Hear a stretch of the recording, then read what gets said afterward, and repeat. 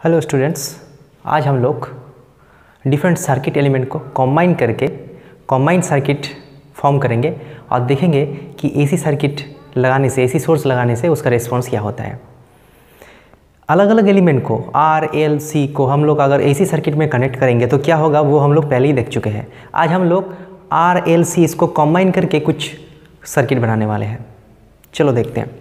पहला सर्किट है L R circuit, मतलब एल और आर इंडक्टेंस और रेजिस्टेंस दोनों एक साथ कंबाइन करने के बाद उसको अगर एसी सर्किट में कनेक्ट करेंगे तो उसका क्या रिस्पॉन्स होगा, आर का क्या होगा, एल का क्या होगा, सी में क्या होगा, वो हम लोग पहले दिन ही देख चुके हैं। ठीक है, लेकिन अब कंबाइन करके एक नया सर्किट, एक कॉम्प्लेक्स, थोड़ा सा कॉम्प्लेक्स सर्किट बनाते हैं, उसमें देखते हैं कि उसमें क्या चेंज आते हैं। हम लोग V = V0 sin omega T voltage हम लोग अप्लाई किए हैं और ए है R और ए है L। तो यहाँ पे हम लोग देख सकते हैं क्योंकि R और L सीरीज में है तो सीरीज में लेने वाला हर कंपोनेंट में करंट क्या होता है, सेम होता है। पहले हम लोग जान चुके हैं इसको कि सीरीज में करंट सेम होता है लेकिन पोटेंशियल डिफरेंस डिवाइड हो जाता है, और पैरेलल में पोटेंशियल डिफरेंस सेम होता है, करंट डिवाइड हो जाता है।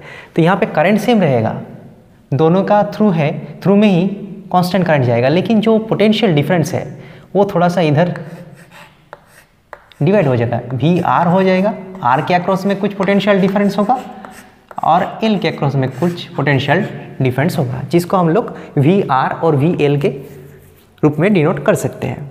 तो यहाँ पे हम लोग बोल सकते हैं कि जो टोटल पोटेंशियल डिफरेंस है, मतलब जो वोल्टेज है वो शेयर हो जाएगा, कुछ इसमें आएगा कुछ इसमें आएगा। तो हम लोग लिख सकते हैं VR + VL लिख सकते हैं, कोई बात नहीं, क्योंकि सीरीज में क्या होता है, पोटेंशियल डिफरेंस शेयर हो जाता है, करंट सेम रहता है। अब देखो यहाँ पे जब हम लोग V = VR + VL ऐड कर रहे हैं तो ये अलजेब्रा नहीं है, दो अलजेब्रा 2 + 3 ऐसा नहीं हो रहा है। यहाँ पे फेज़र को ऐड कर रहे हैं, वेक्टर, फेज़र, इन सब को ऐड करना इतना आसान नहीं है, उसको हम लोग रूल्स रेगुलेशन में ऐड करते हैं।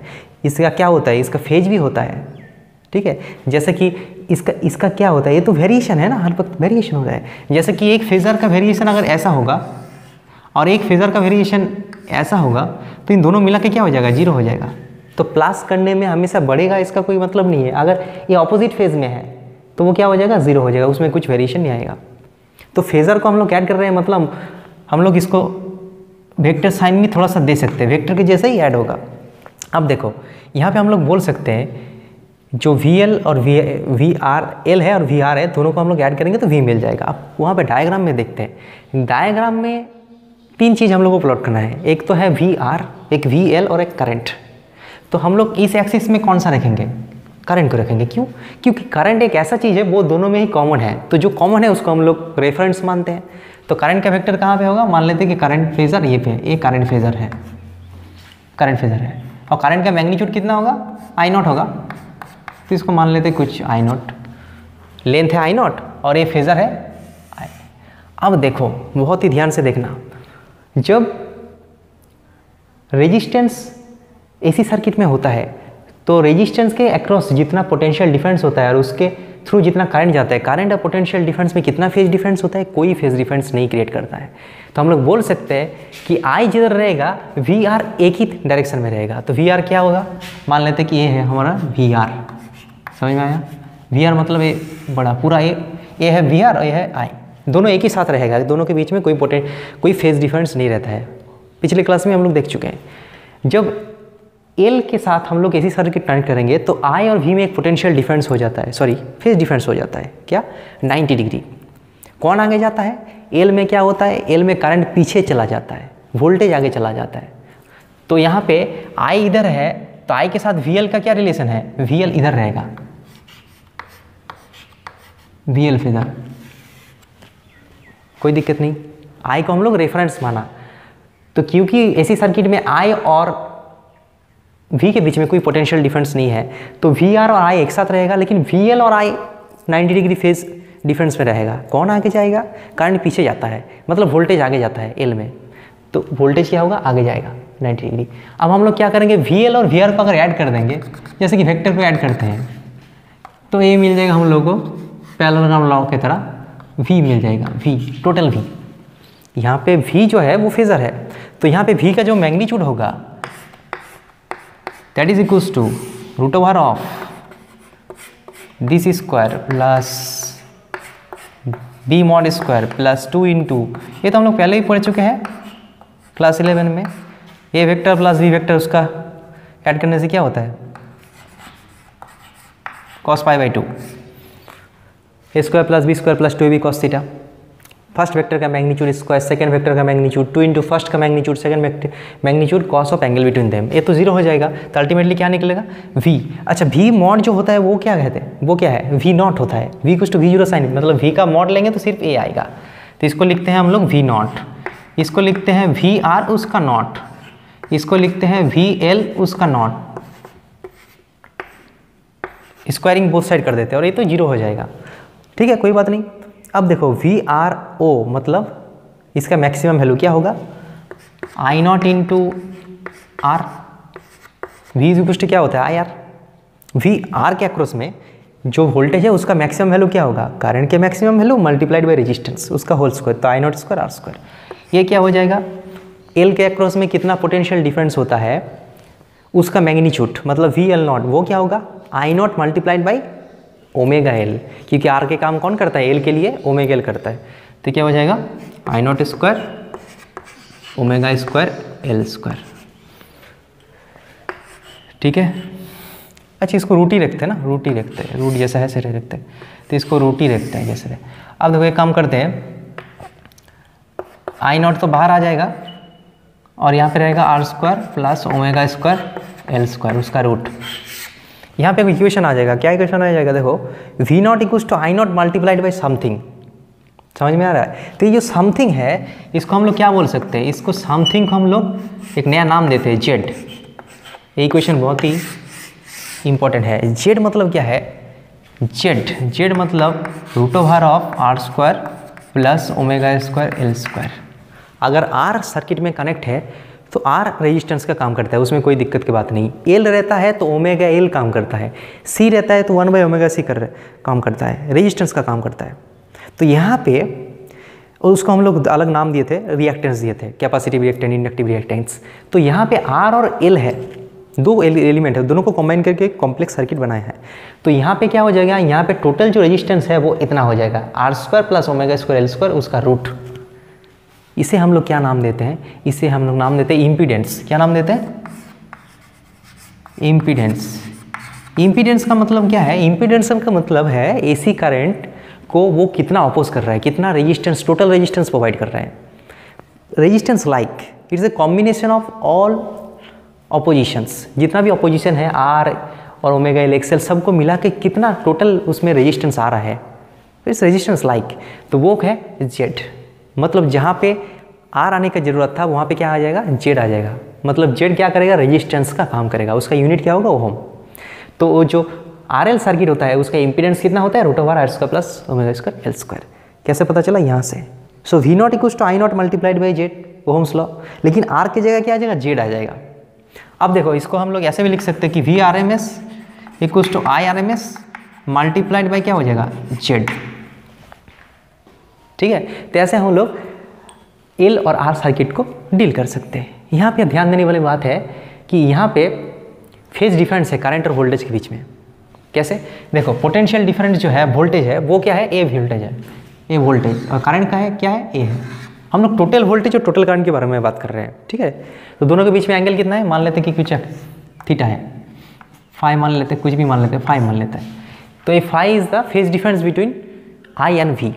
कैसे निकालेंगे फेज डिफरेंस, यहाँ से निकल जाएगा tan of theta is equal to, sorry phi, tan of phi perpendicular, perpendicular मतलब वी एल का मैग्नीट्यूड, वी एल का मैग्नीट्यूड, वी एल नॉट बोल सकते हैं उसको, और बेस, बेस मतलब कितना, वी आर का मैग्नीट्यूड, वी आर नॉट।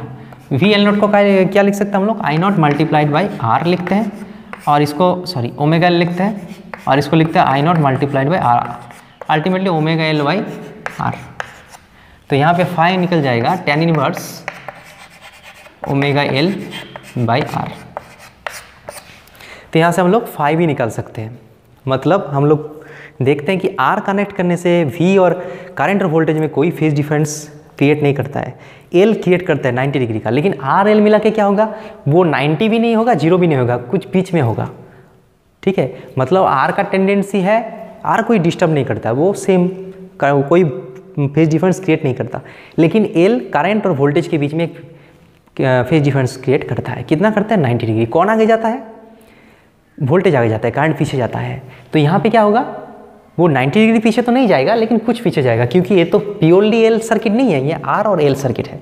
तो दोनों मिला के कुछ एंगल हो सकता है। कितना एंगल है वो यहाँ से पता चलेगा। ठीक है, आर एल सर्किट के ऊपर हम लोग एक प्रॉब्लम सॉल्व कर लेते हैं। तो यहाँ पे क्वेश्चन दिया हुआ है कि inductance 0.2 henry and 10 ohm are connected in series and the combination is connected to 220 volt and 10√3/2 pi hertz frequency. Okay, ऐसा दिया हुआ है, लेकिन हम लोग क्या इसको डायग्राम बना लिया, उतना लिखने की जरूरत नहीं है। ठीक है, इसका दिया हुआ है, मतलब क्या दिया हुआ है? RMS दिया हुआ है। अगर कोई किसी पे जगह पे लिखा है 220 वोल्ट 50 हर्ट्ज, मतलब AC सोर्स का RMS वैल्यू 220 वोल्ट है और उसका फ्रीक्वेंसी क्या है? 50 हर्ट्ज है। ठीक है, और अगर पीक वैल्यू दिया है तो वो बोल देगा, अगर कुछ नहीं बोला है मतलब वो क्या होगा? RMS वैल्यू होगा। तो यहाँ पे क्वेश्चन क्या पूछा है, देख लेते हैं। Find the impedance of the circuit. ये जो सर्किट है इसका टोटल इंपीडेंस निकालना है। ठीक है, निकालते हैं। तो इंपीडेंस का फॉर्मूला क्या होता है? क्योंकि RL सर्किट है तो क्या हो जाएगा? √R² plus ω² L²। ओमेगा मतलब क्या होता है? Frequency, angular frequency. इसका मतलब होता है 2πf। नॉर्मल फ्रीक्वेंसी जो होता है उसका 2πf करने से ओमेगा निकलता है। Omega equals to 2πf। इसको करने से क्या होगा? देखो, R² प्लस 4π² f² L²। ठीक है, अब देखो यहाँ पे R जो है, R को हम लोग, अच्छा इसको 1 हेनरी कर देते हैं, 1 हेनरी। R की जगह हम लोग 10 डालेंगे तो क्या होगा? 100। 4π²। फ्रीक्वेंसी कितना है? इतना। इसका स्क्वायर करेंगे, 10√3 का स्क्वायर करने से क्या होगा? 300 होगा। 100 मल्टीप्लाइड बाई 300, यहाँ पे 4π², तो क्या हो जाएगा? 300/4π²। और L² मतलब 1, तो यहाँ पे 4π² तो कैंसिल हो जाएगा। तो अल्टीमेटली 300 + 100, 400 का रूट मतलब 20 आ जाएगा। थोड़ा सा जल्दी कर रहे हैं आप। ठीक है, तो ये हो गया जेड, इतना ओम, जेड निकल गया, एक आंसर हो गया। दूसरा क्वेश्चन क्या है? Find the RMS current. तो हम लोगों को पता है V = IR, तो VRMS = IRMS multiplied by R नहीं होगा। यहाँ पे R का काम कौन करता है? Z, total impedance Z. तो जेड यहाँ से निकल जाएगा। अब VRMS वैल्यू कितना है? VRMS तो 220 वोल्ट है, IRMS तो पता करना है, और जेड तो अभी निकल गया। कितना निकला? 20। तो यहाँ से IRMS हम लोग इजीली निकाल सकते हैं। कितना होगा? 1.1 एम्पियर। ये हो गया IRMS। और क्या है? Find the phase difference between current end voltage. Current और वोल्टेज के बीच में कितना फेज डिफरेंस है? तो हम लोगों को पता है कि tan phi जो होता है वो क्या होता है? ω/L/R होता है। ओके, और इसको छोड़ दो, और दूसरा फॉर्मूला भी हम लोग यूज़ कर सकते हैं। डायग्राम जो है वो याद है ना कि यहाँ पे क्या था? यहाँ पे था VR, करंट भी था यहाँ पे, और यहाँ पे था VL, और दोनों मिला के बना था V, और I और V के बीच में phi होगा। तो हम लोग cos phi अगर निकालेंगे तो वो इजीली हो जाएगा। tan phi निकाले थे, cos phi क्या हो गया? Base by hypotenuse. तो बेस मतलब VR, I multiplied by R, तो यहाँ पे होगा R। इसको लिख देते हैं। cos phi इक्वल टू क्या हो जाएगा? अच्छे से देखो, VR का नॉट डिवाइडेड बाई V0। ठीक है, बेस बाय हाइपोटेनस। तो VR का नॉट क्या होगा? I0 मल्टीप्लाइड बाई R, और V0 का वैल्यू क्या होगा? V मतलब टोटल V, जो टोटल V है उसका नॉट पीक वैल्यू, तो क्या होगा? I0 मल्टीप्लाइड बाई Z, क्योंकि V = IZ होता है, V0 = I0Z, तो R/Z होगा। तो ये वाला फॉर्मूला भी हम लोग यूज़ कर सकते हैं। ω0L/R भी यूज़ कर सकते हैं, लेकिन ओमेगा बैठाना पड़ेगा फिर। तो यहाँ पे R और Z ऑलरेडी अवेलेबल है, तो ये वाला यूज़ करते हैं हम लोग। cos phi = R/Z। R का वैल्यू क्या? 10, Z का वैल्यू कितना? 20, तो 1/2। cos कितना करने से 1/2 होता है? cos 60 करने से ना, cos 60 करने से होता है, तो π/3 हो जाएगा इसका आंसर। सो कितना डिफरेंस है करंट और पोटेंशियल वोल्टेज के बीच में? phi एंगल का डिफरेंस है, जो कि π/3 है, 60 डिग्री है। ओके, तो ये हो गया सब आंसर। और एक इक्वेशन बाकी रहा, right the equation for voltage and current. Voltage और करंट के लिए इक्वेशन लिखना है। तो हम लोगों को पता नहीं कि वोल्टेज कहाँ से स्टार्ट हो रहा है। मान लेते कि V = V0 sin ωt, V = V0 sin ωt। ये हो गया वोल्टेज का equations. V equals to V naught कितना होगा बोलो? ये यहाँ पे तो वी आर एम एस है, तो वी नॉट क्या होता है? वी नॉट होता है V R M S multiplied by √2 sine omega T.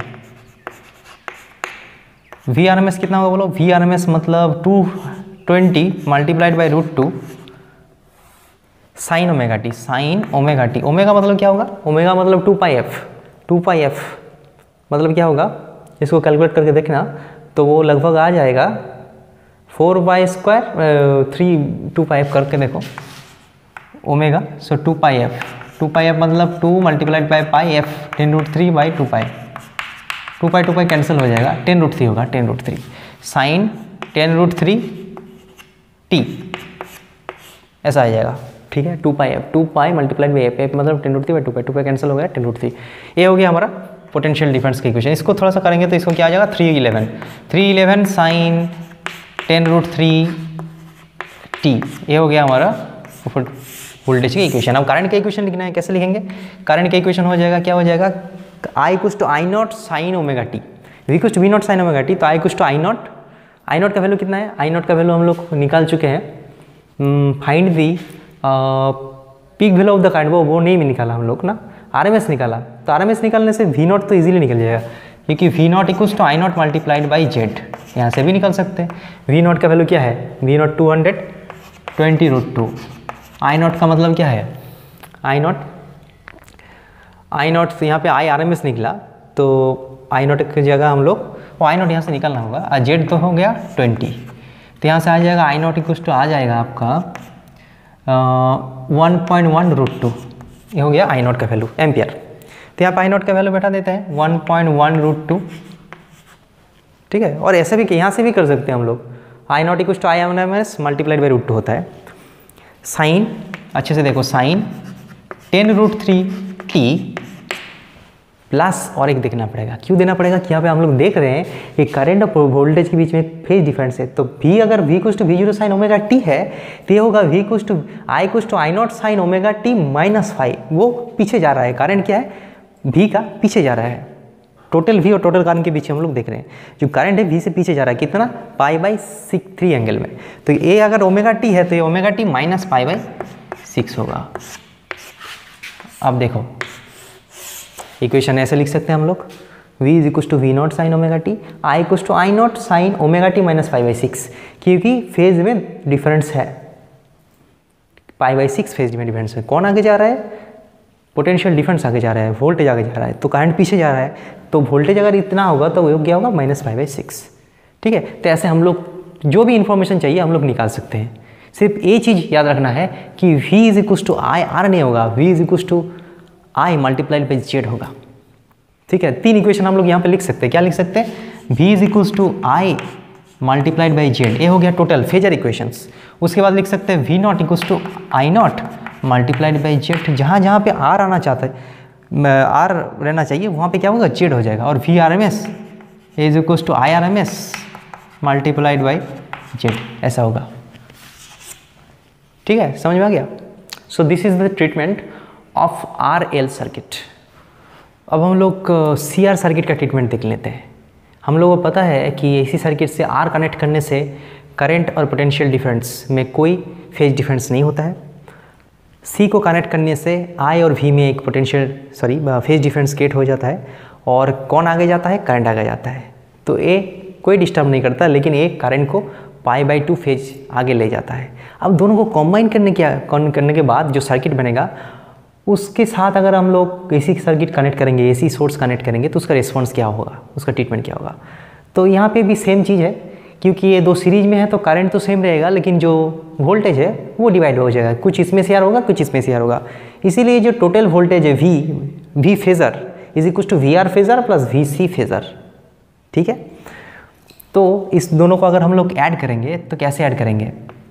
जो इसका नॉट होगा, इसका मॉड वैल्यू होगा, इसका mod value is equal to क्या होगा? √ऑफ VR स्क्वायर उसका मॉड प्लस VC मॉड उसका स्क्वायर, प्लस बाकी चीज़ तो जीरो हो जाएगा। 2AB cos 90, दोनों में 90 डिग्री है। यहाँ पे देखेंगे, मान लेते हैं कि ये करंट फेजर है। करंट को हम लोग रेफरेंस क्यों मान रहे हैं? क्योंकि करंट दोनों में ही सेम है, इसीलिए करंट को रेफरेंस मान रहे हैं। सीरीज सर्किट में करंट को रेफरेंस माना जाता है, क्योंकि करंट हर एलिमेंट में सेम होता है।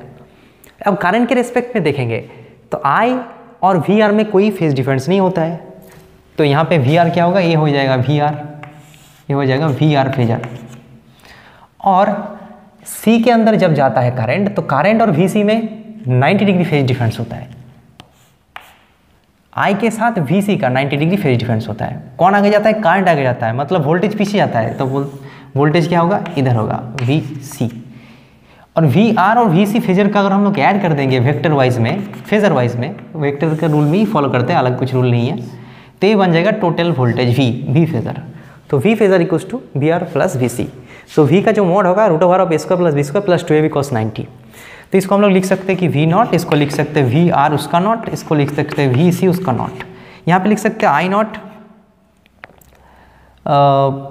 इसको वी नॉट ही लिखते हैं, और इसको लिखते हैं I not multiplied by R, इसको लिखते हैं I not multiplied by 1 by omega C X C, जो हम लोग पहले दिन पढ़ चुके हैं कि जो कैपेसिटर है उसके लिए रेजिस्टेंस जैसा काम कौन करता है, एक सी करता है, जिसका वैल्यू क्या है 1 बाई ओमेगा सी। ठीक है, तो इसको अगर हम लोग कैसे लिखेंगे, V not equals to I not, sorry यहाँ पे गलती हो गया, स्क्वायर होगा ना, इसका ऐसा होगा, सो इसका तो स्क्वायर हो जाएगा, आई नॉट बाहर आ जाएगा, यहाँ पे आ जाएगा R square plus 1 by omega C उसका होल स्क्वायर उसका रूट। भाई ऐसे भी लिख सकते 1 by omega square C square, ऐसे भी लिख सकते, इसमें कोई बात नहीं, R square plus 1 by omega square C square, ऐसे भी लिख सकते। तो ए क्या हो गया, ए हो गया इस सर्किट का इम्पीडेंस। यहाँ पे V not equals to I not multiplied by something, ये जो समथिंग है वो पूरा सर्किट मिला के कितना रेजिस्टेंस है वो डिनोट करता है, जिसको हम लोग अलग नाम देते हैं इम्पीडेंस। तो यहाँ पे हम लोग लिख सकते हैं V not is I not multiplied by Z. Z क्या है यहाँ पे सर्किट का, जेड जो सर्किट का है वो है root over R square plus 1 by omega square C square, impedance of the C R circuit, impedance of C R circuit. C R circuit का इम्पीडेंस ये है। अब यहाँ पे भी हम लोग देख सकते हैं कि जो करंट और वोल्टेज एक जगह पे तो नहीं जा रहा है, करंट इधर जा रहा है और टोटल पोटेंशियल, तो एक फेज एंगल है, और यहाँ पे देख लें कि करंट लीड कर रहा है, करंट ज़्यादा है। कितना फेज एंगल है, तो वो हम लोग tan phi से भी निकाल सकते हैं। tan phi is equals to perpendicular by base, perpendicular क्या है, वी सी है उसका मॉड बाई बेस, मतलब क्या होगा, वी आर होगा। तो ऐसे भी हम लोग निकाल सकते हैं, इसको लिख सकते हैं आई नॉट मल्टीप्लाइड बाई, ये तो वी सी नॉट है बेसिकली, तो I not multiplied by 1 by omega C, इसको लिखेंगे I not multiplied by R, तो दोनों मिला कर हो जाएगा 1 बाई ओमेगा सी आर। तो यहाँ से भी हम लोग फाई निकाल सकते हैं, या फिर वो कॉस फाई भी लगा सकते हैं। कॉस फाई इक्वल्स टू क्या होगा, कॉस फाई क्या होगा, cos phi is equals to हो जाएगा वी बेस बाय हाइपोटेनस, तो बेस क्या होगा, बेस हो जाएगा वी आर उसका मॉड, और ये हो जाएगा वी का मॉड, टोटल जो वी है उसका मॉड, बेस बाय हाइपोटेनस। तो ये क्या हो जाएगा, ये हो जाएगा I not multiplied by are, ये हो जाएगा I not multiplied by Z, ये हो जाएगा आर बाई जेड। ये फॉर्मूला सब जगह पे एक ही होता है, आर बाई जेड ही होता है, आर बाई जेड होता है कॉस फाई का वैल्यू। हर एक कोई भी सर्किट ले लो, सब सर्किट में कॉस फाई का वैल्यू सेम होता है, उसका वैल्यू अलग हो सकता है, इसका सेम होता है, आर और बाई जेड होता है। ठीक है, करके देखना। तो ऐसे हम लोग उसका फाई भी निकाल सकते हैं। तो अगर इसका इक्वेशन ऐसा है, तो आई का इक्वेशन क्या हो जाएगा, I naught sine omega T plus phi की माइनस फाई, आई आगे जा रहा है तो प्लस फाई, किसके कंपेयर में, वी के कंपेयर में। तो वी अगर ओमेगा टी है तो ओमेगा टी प्लस फाई, थोड़ा सा फेज आगे जाएगा, कितना आगे जाएगा वो यहाँ से हम लोग कैलकुलेट कर सकते हैं। तो ये है इसका टोटल इम्पीडेंस। ठीक है, तो यहाँ पे और दूसरा इक्वेशन भी बदल जाएगा, वी आर एम एस क्या हो जाएगा, I R M S multiplied by Z हो जाएगा। ठीक है, तो ऐसे कई सारा इक्वेशन यहाँ से आएगा। ठीक है, और एक ही तरह से हम लोग प्रॉब्लम भी सॉल्व कर सकते हैं। सी आर सर्किट के रिलेटेड एक प्रॉब्लम हम लोग सॉल्व करते हैं। यहाँ पे क्वेश्चन वर्ड में दिया रहेगा, लेकिन हम लोग ऐसे डायग्राम बनाते हैं कि there is a resistance of 15 ohm and capacitance of this Faraday are connected in series with AC source 200 volt 50 Hz। ठीक है, तो यहाँ पे पूछा गया कि इम्पीडेंस ऑफ द सर्किट क्या होगा, आरएमएस करंट क्या होगा, पीक करंट क्या होगा, करंट वोल्टेज के बीच में क्या फेज डिफरेंस होगा, और उसका इक्वेशन लिखने को बोला गया है। तो यहाँ पे कुछ दिया नहीं है, ऐसा लिखा हुआ है, मतलब इसको क्या दिया है, RMS वैल्यू दिया है, मतलब VRMS का वैल्यू हम लोगों को मालूम है कितना है 200 वोल्ट, और जो फ्रीक्वेंसी है उसका वैल्यू मालूम है 50 हर्ट्ज। इसको हम लोग लिख सकते हैं। और यहाँ पे हम लोग डायग्राम भी बनाएंगे, डायग्राम बनाने से वो क्या हो जाएगा, ईजी हो जाएगा। तो करंट इधर रहता है क्योंकि ये CR सर्किट है, तो VR जो रहता है वो इधर ही रहता है, और C में क्या होता है, करंट आगे जाता है तो वोल्टेज पीछे जाता है, तो VC जो होगा वो इधर होगा, और दोनों को जब हम लोग ऐड कर देंगे पैरेललोग्राम वाइज तो हो जाएगा टोटल V, और इसका बीच में एंगल हो जाएगा फाई। ये है डायग्राम। अब देखते हैं कि इम्पीडेंस कितना होगा। इम्पीडेंस का वैल्यू क्या होता है, R² plus 1/ω² C²। Impedance R का वैल्यू क्या है बोलो, R का मतलब 15² 225 प्लस 1/ω² मतलब 2π f उसका होल स्क्वायर, मतलब होगा 4π² f²। डाइट कर रहे हैं, f² का मतलब क्या है, फ्रीक्वेंसी का स्क्वायर, इसका स्क्वायर करो कितना होगा 2500। ठीक है, इसको हम लोग यहाँ पे और एक लाइन कर दे रहे हैं क्योंकि बाद में कन्फ्यूजन हो सकता है। तो हो जाएगा 4π² f² c² उसका रूट। तो c² का मतलब इसका स्क्वायर करना पड़ेगा, 10⁻³ का स्क्वायर करने से हो जाएगा 10⁻6। ठीक है, यहाँ पर 10⁻³ था तो 10⁻6 और नीचे आ जाएगा 4π², उसका करना पड़ेगा रूट। 4π² तो कैंसिल हो जाएगा, 10⁻6 ऊपर आ जाएगा, 10⁻6 ऊपर आ जाएगा तो ये हो जाएगा, यहाँ पर दो जीरो चला जाएगा, 10⁻4/25। इसको करने से क्या हो जाएगा 400, 225 प्लस 400, मैथमेटिक्स से सिंपल, उसको रूट करना पड़ेगा, मतलब 625 उसका रूट, मतलब 25 ओम इसका इम्पीडेंस।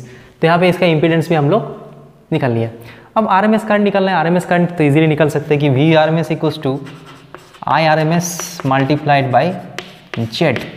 तो VRMS का वैल्यू तो ऑलरेडी पता है 200 वोल्ट दिया हुआ है, IRMS हम लोग कैलकुलेट करेंगे और Z का वैल्यू अभी निकाले 25। तो यहाँ पे IRMS का वैल्यू निकल जाएगा 8 एम्पियर। RMS वैल्यू निकल गया। पीक करंट निकलना है। पीक करंट क्या होता है, I0 = IRMS multiplied by √2। IRMS = I0 by √2, so IRMS = IRMS by √2 into √2। IRMS 8 multiplied by √2 ampere. इसका वैल्यू कुछ आएगा 1.414 डाल देना, यहाँ पे मल्टीप्लाई करना होगा। तो यहाँ पे निकल गया। Find the phase difference. Phase difference यहाँ पे निकल सकते हैं cos φ = क्या होगा R/Z। तो यहाँ पे cos φ निकाल सकते हैं, cos φ R/Z। ये जो रिलेशन है cos φ = R/Z हर एक सर्किट के लिए सेम है। tan φ निकालने से वो अलग अलग हो सकता है, लेकिन cos φ का वैल्यू हमेशा R/Z होगा। तो cos φ R/Z, R का वैल्यू कितना है 15, Z का वैल्यू कितना निकला 25, से हो जाएगा 3/5, ऐसा हो जाएगा 3/5। ठीक है, तो 0.6 इसका कुछ होगा cos इनवर्स 3/5 37 डिग्री या फिर 53 डिग्री कुछ एक होगा, ऐसा करना पड़ेगा। हो गया। तो इक्वेशन भी लिखना है। इक्वेशन कैसे लिख सकते हैं, V = V0 sin ωt। V0 का वैल्यू कितना है ऑलरेडी हम लोग निकाल चुके हैं कि नहीं लिख चलते, यहाँ पर निकाल लेते हैं। V0 क्या होगा VRMS मल्टीप्लाइड बाई √2। तो यहाँ पे लिखते हैं 200√2 साइन ओमेगा। ओमेगा कितना होगा बोलो, ओमेगा यहाँ पे निकालते हैं 2πf। तो 2πf फ्रीक्वेंसी कितना है 50, 100π। तो यहाँ पे हम लोग लिख सकते हैं 100π मल्टीप्लाइड बाई t। ये हो गया वोल्टेज। और करंट का इक्वेशन क्या हो जाएगा, I = I0। I0 का वैल्यू क्या है 8√2। तो ये हो जाएगा 8√2 साइन 100πt। अब देखना होगा फेज में क्या डिफरेंस है। हाँ है, कितना डिफरेंस है, कुछ यहाँ पे है cos इनवर्स 3/5। तो वो फेज डिफरेंस यहाँ पे डालना पड़ेगा। ठीक है, ये 53 डिग्री होगा शायद है, इसको देख लेना थोड़ा सा, there may be some confusion. से क्या हो जाएगा, कौन आगे जा रहा है यहाँ पे, करंट आगे जा रहा है। तो वोल्टेज अगर ये होगा तो करंट उससे इतना आगे जाएगा। तो हो गया V का इक्वेशन, हो गया I का इक्वेशन। टोटल इक्वेशन यहाँ से निकल गया। This is V and this is I। Okay, ऐसे हम लोग CR सर्किट का ट्रीटमेंट कर सकते हैं।